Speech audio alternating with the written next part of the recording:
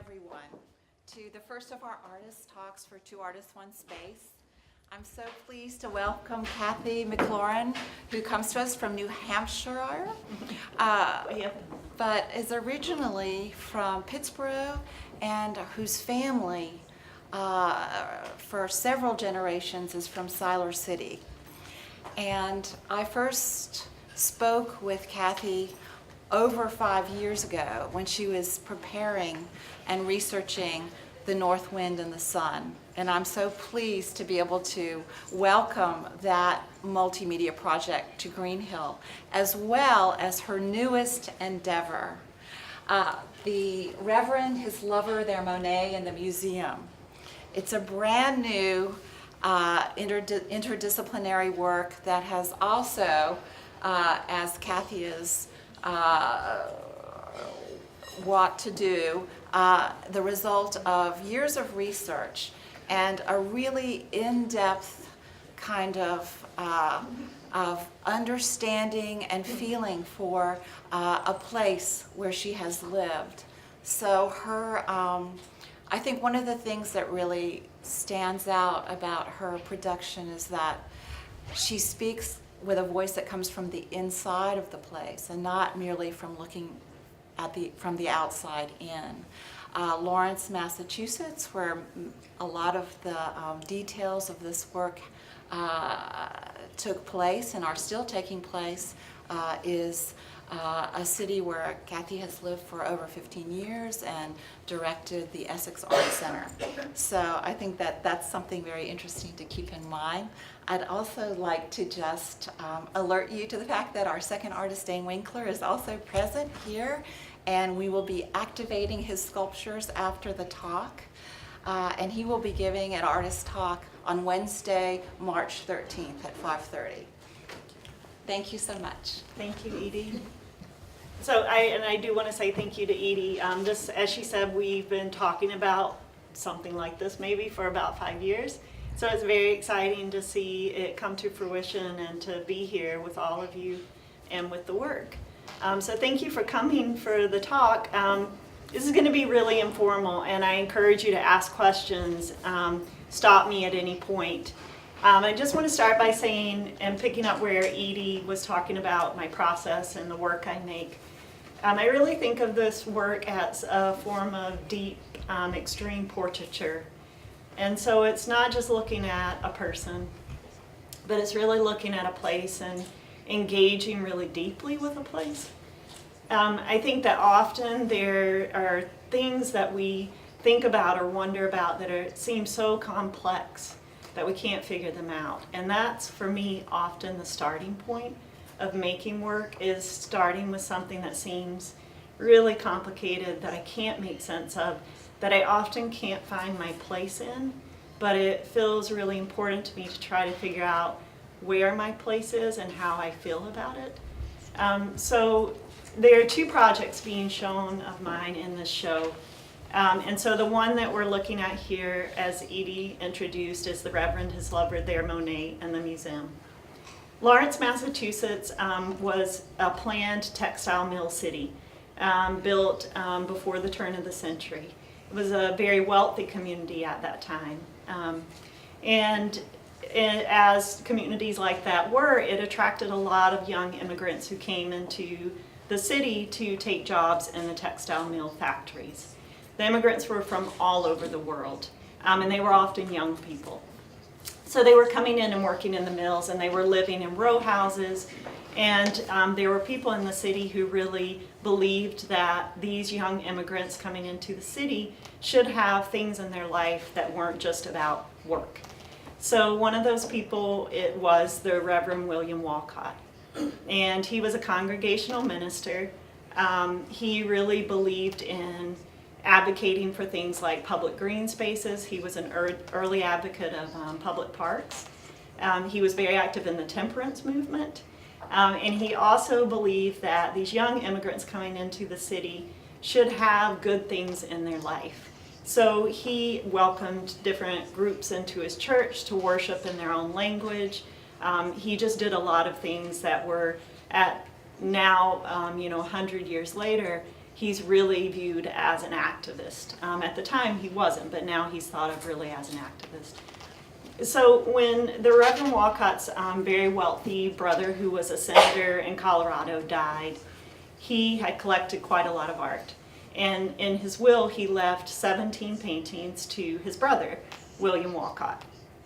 It's unknown why these particular 17 paintings were left to him, but these paintings included a Monet Poppyfield series painting, 2 Pizarros, and then a number of works by lesser-known artists. So the Reverend Walcott, shortly after receiving this bequest, approached a private trust in Lawrence called the White Fund Trust and said, when I die, I want to leave these paintings to you, this trust. And the reason I want to do that is to create and gratify a public taste for fine art, particularly among the people of Lawrence. I believe that the people in Lawrence should have access to really important artwork, and so I want to help facilitate that by leaving these paintings for the people here to have benefit of. But until Lawrence has a museum, which he thought it was only a matter of time, the Museum of Fine Arts, as we know it in Boston, had only recently opened. There was, as I said, a lot of wealth in Lawrence, and so he thought it was only a matter of time before Lawrence would also have a major museum. So he said until Lawrence has its own museum, the paintings should go to the Museum of Fine Arts in Boston to be put on exhibition, and then when Lawrence has a museum, they should be sent back and shown here. So the White Fund Trust agreed, yes, we'll take your bequest, and about 3 years later, he died. The White Fund took the paintings. That's sort of a shortened version of what happened, but the paintings did end up with the White Fund. They contacted the museum. The museum sort of went back and forth with them. Well, these paintings will probably never be shown. The Monet will be shown, the Pizarros will be shown, some of the lesser known ones, maybe you should just keep those. And the White Fund Trust said, no, our duty is to carry out this bequest, and the bequest states the paintings all have to go to you. So they were all shipped off to the Museum of Fine Arts.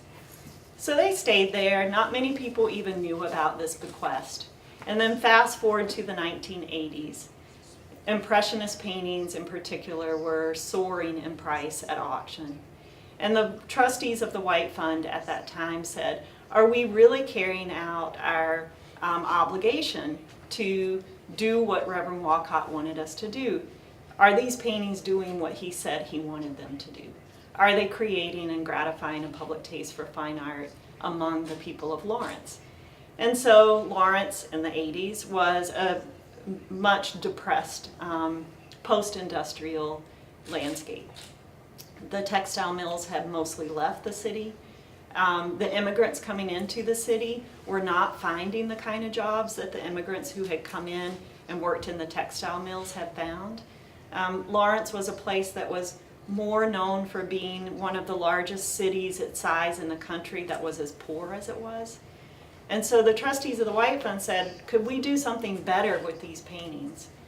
These paintings are worth a lot of money. What if we sold them and invested the money to really create arts programs in Lawrence? There weren't a lot of arts programs even in the public schools at the time. So they sort of started shopping this idea around, and pretty quickly the idea got shut down.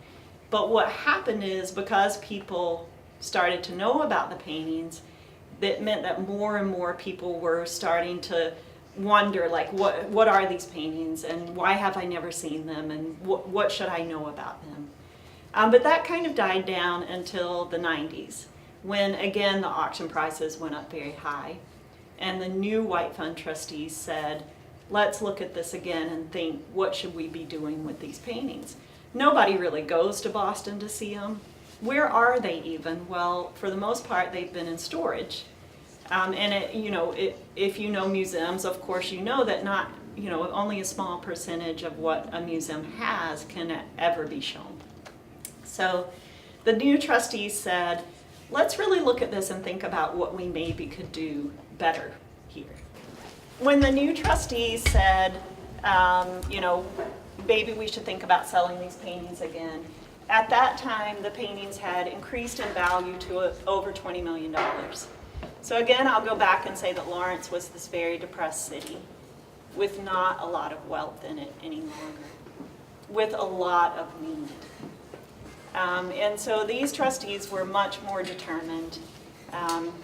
They did go out and sort of start talking about this idea to find out if the idea had any traction.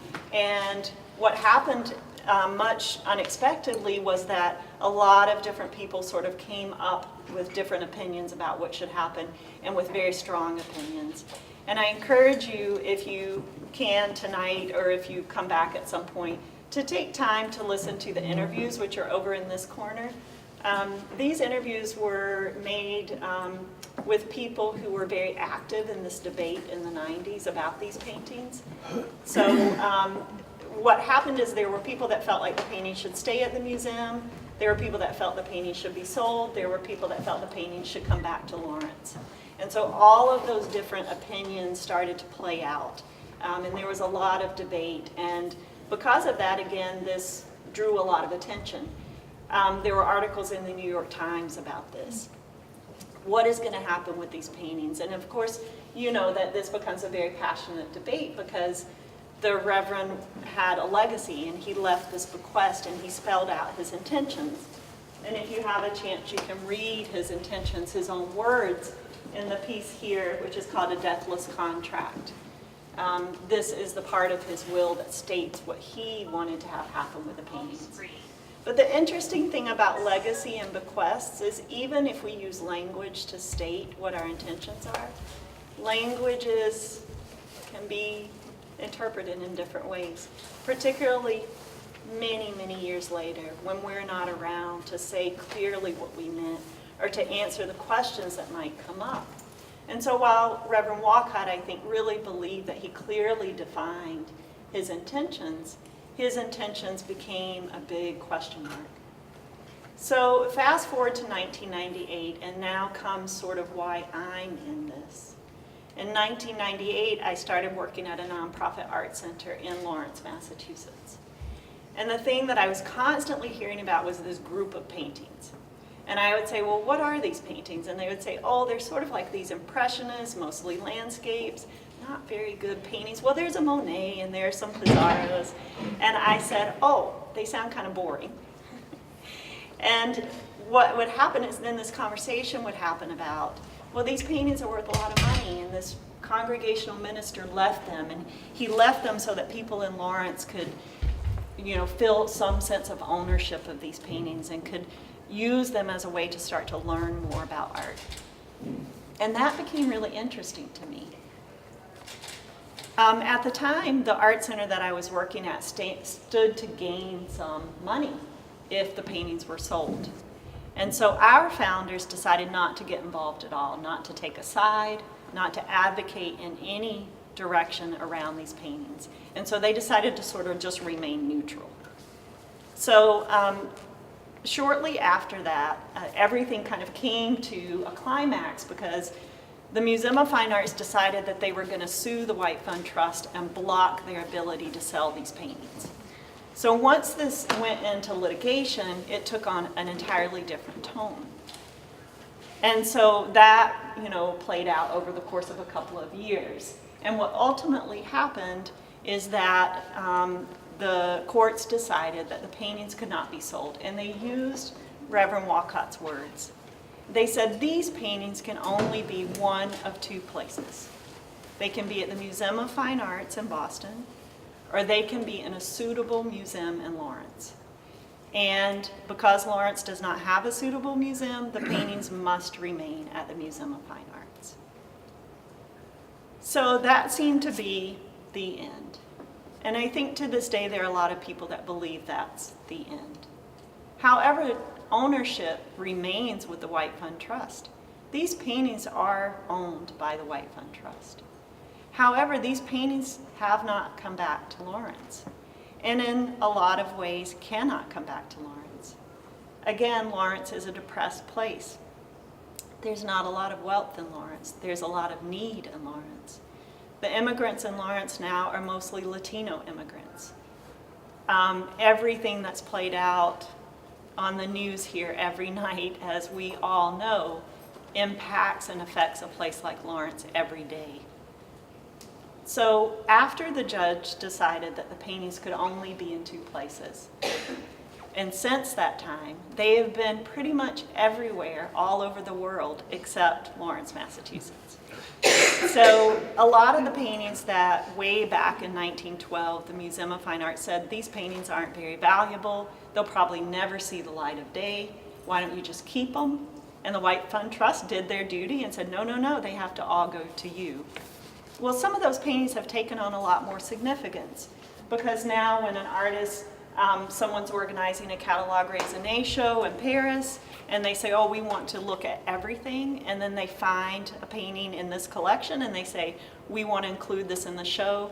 They write the Museum of Fine Arts, they ask for permission, and those paintings get shipped out. So a lot of these paintings now have been shown in different parts of the world in different shows, but yet they've never returned to Lawrence. So I just want to say a little bit specifically about one of the pieces here, and then I'm going to open this up for questions, because I could talk for like 3 days about this, but you don't want to stay here 3 days and listen to me talk. So with the piece that's here, sort of the larger piece, this work is called Lawrence's Musem. And I started working on this project in late 2015. And my work typically is a very long, expansive research and looking and questioning and talking to people and trying to understand something. And then I start making work in a range of media.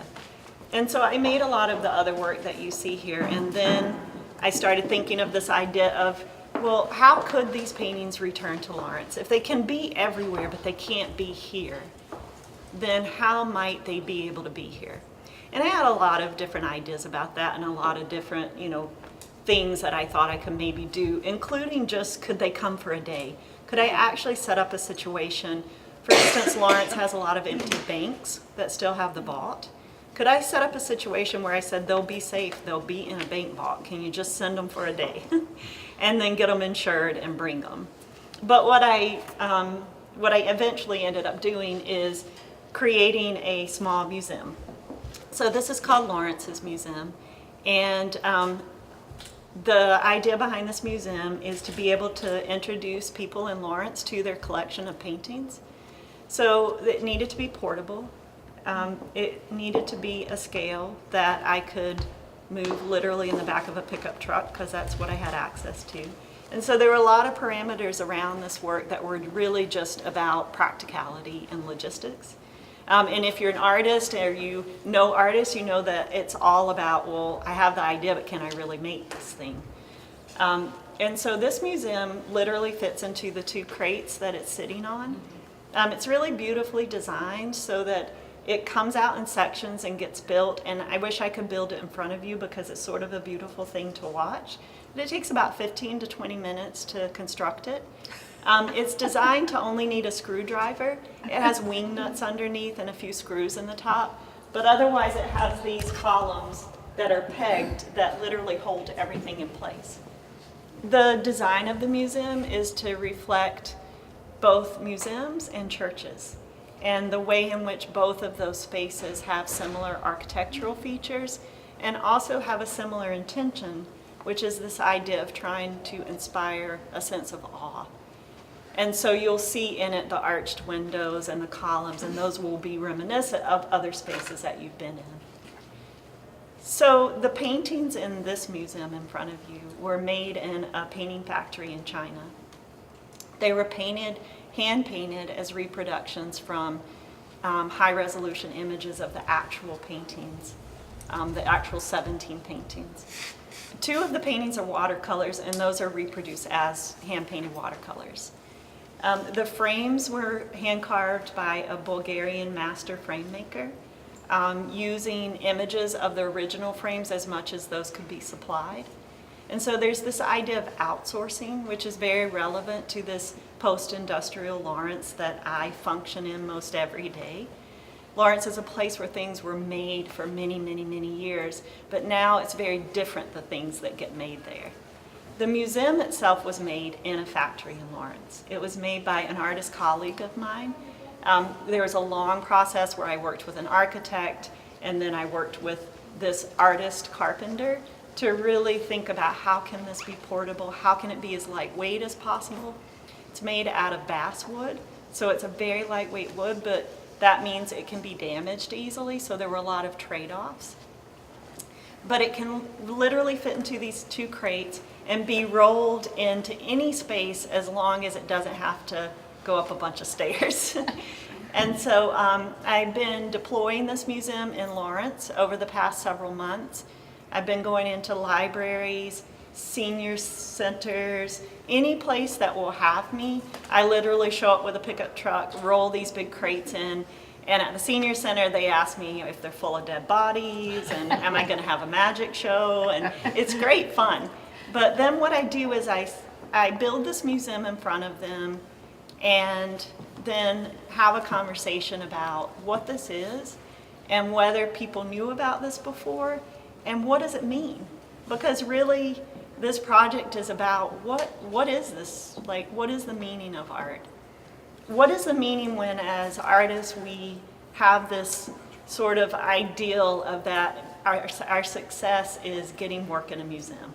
So like as an artist you think, well, if I could have a work in a museum, that would be an amazing accomplishment.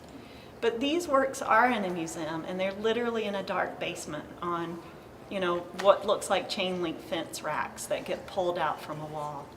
So what does that mean then? What is the value of that work if it literally sits in a dark basement for 100 years?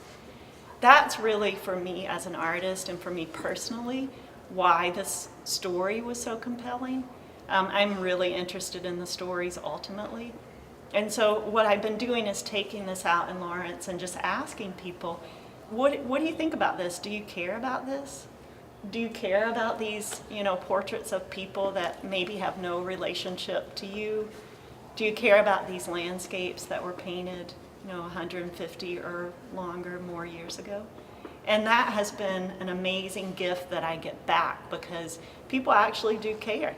It's been kind of cool because people are actually excited about these.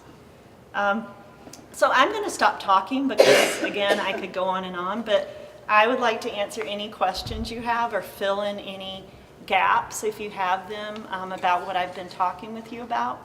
But I'll also just say I am here for the rest of the opening and happy to talk with you individually as well as answer questions about the other work if you have them. So I guess I'll just say any questions before. Yeah, are these reproductions at scale? So these are hand-painted reproductions at scale. At scale. Yep. And so I can give you sort of a sense of this painting here of the boy. That's the largest painting, and in real life it's this big. It dwarfs Well, me. no, I meant at scale, so obviously they're not. Oh, no, they're at a small scale. Yeah. Yes. They're painted a smaller scale than the Yeah. originals, yes. Yeah.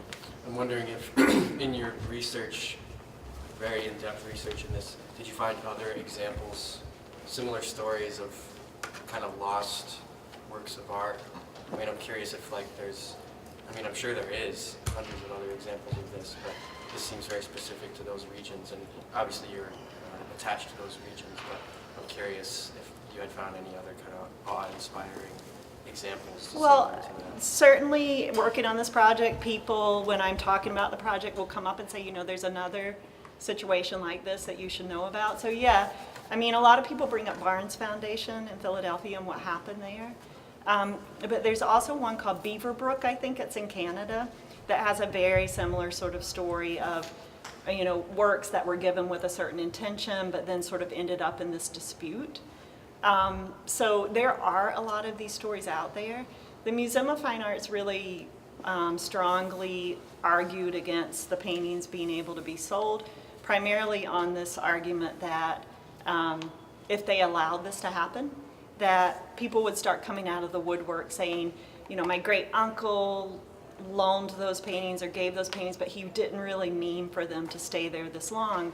I don't think that that's really a valid argument, but they really use the argument that this would start a landslide of challenge and debate. And what's happened up my way recently is that the Berkshires Museum, which is a small museum, has decided to shift their mission. And they wanted to sell off a lot of artworks, including a lot of Norman Rockwell's, which were given by his estate. And that has sparked this huge debate because the works, I think some of them may have already been auctioned now, but it was a big uproar from the community. And I think these kinds of situations do bring out a lot of passion. Again, in these interviews, what's so interesting is, so all of these people were involved in this debate in the late 90s and early 2000s, and all I had to do was like show up and ask the question about what's your opinion, and it was like opened up the floodgate, and it was right under the surface. The anger and the resentment and the passion and everything that they fought for was like all you had to do was scratch it and it came up again. So I think it does bring this very passionate reaction. I don't think it's just because it's art. I think it's because it's somehow tied to this sense of identity and again this sense of place. And that's what really connects this with my other project, is this idea of thinking about a place. In the other project, it's the place I call home. And what does that mean and how complicated that is? So I don't know if this is really a question, but I am really struck about the connection between the other project and this project, how I feel like you're like a journalist or an anthropologist or this sleuth, or, you know, you get so obsessed with the story. And I've known about that project for a long time, and I heard about this, and it's so incredible, first of all, so thank you for making this work. I think it's amazing. But I'm wondering about, as an artist, I mean, I know we've talked, but I would love you to talk for everybody about the role of the artist as, is it different than an anthropologist or a journalist or a storyteller or a historian? I mean, thank you for asking that, because a lot of people say to me, well, why don't you just write a book? I mean, that's often a question I get. Well, you know all this information, you've done all this research, why wouldn't you just want to publish a book? Well, because that's not what I do. Somebody else can, and I say, yeah, somebody should be writing a book about this. It's amazing and fascinating. But I think as an artist, we have a special, like a special privilege, and that is that we get to look at things not in a scientific way, although we can use scientific methods, not as a historian, although we can use historical methods, not as a journalist, although we can use the methods that a journalist uses. We get to engage all of those, and then we get to really operate in this territory that's ambiguous, that's kind of weird, that's unsettled, that raises questions without having to answer them. I am much more interested in the questions. I really am. I mean, the questions are the thing that get me up in the morning, right? And keep me up at night. But I don't have to answer those questions, but I think there's value in raising the questions that come from a visual art practice that is the kind of practice that I engage in. It's a really complicated practice, and it's a messy practice, and it's not easy to talk about or describe sometimes. And I've had a really conflicted relationship with this practice for a long time. But what I realized is ultimately there's something that's about storytelling that I can sort of like ground it in. And then this idea of raising these questions about value. And so in this project, it's about what is the value of art, but it's also about values. And it's about what we value.